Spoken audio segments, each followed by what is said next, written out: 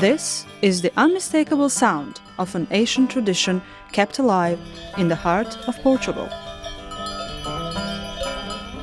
The town of Alcáçovas in the Alentejo region is the national capital of kettlebell making, a craft classified by UNESCO as an intangible cultural heritage in need of urgent safeguarding. Back in the day, we were many master kettlebell makers here in our region. It is only a few left because the majority is now old. They are already retired. We're about 8 people in total. There used to be 12 of us. If by some reason we'd stop making the kettlebells, that would be the end of this craft. This specific way of making kettlebell began many centuries ago and was passed on generation after generation. Francisco makes it look easy, but this craft takes a lot of precision. These are ancient techniques that we learned from our ancestors. It's not an easy craft. You can't learn it in a day. And that's our main problem with our apprentices. They come here and think that by the end of the day, they will be making perfect kettlebells. But it is not like that. There are many different stages and lots of detail that take long to master. It all starts by cutting an iron plate into rectangles using special scissors. The master then folds the iron on an anvil. Soon, the shape becomes more recognizable. This tiny hole is made to hold a sort of hook where the bell clapper will be later hanged. After this molding process, we have to add these pieces of brass.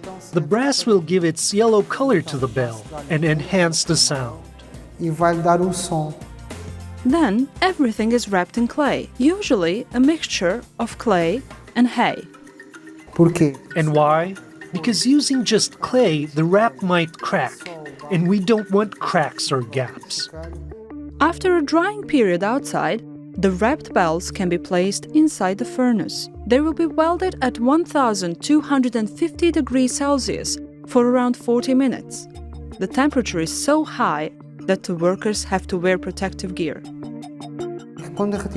When we remove the bells, we need to keep them constantly moving, because the brass is now melted inside, and if we don't move them around, the brass will stay only on one side of the bell. So we need to keep them in motion until the brass is evenly spread out. Up next comes a second cooling process using cold water. A few minutes later, the burnt clay cocoons are ready to be removed. Now the bells are reddish because of the brass. After this process, we need to let them dry once more.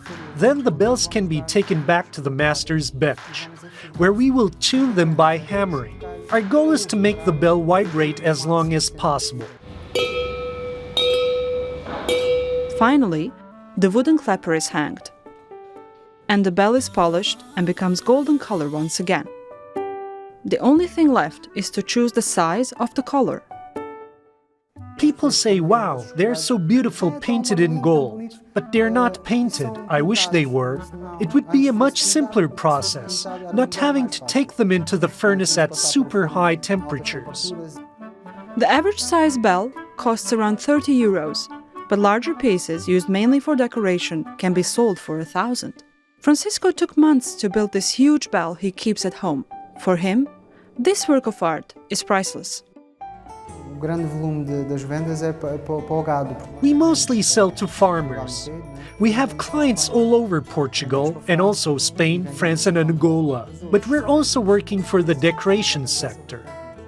The kettlebell makers were pushed to vary their business because traditional herding has been replaced by new technologies like fencing.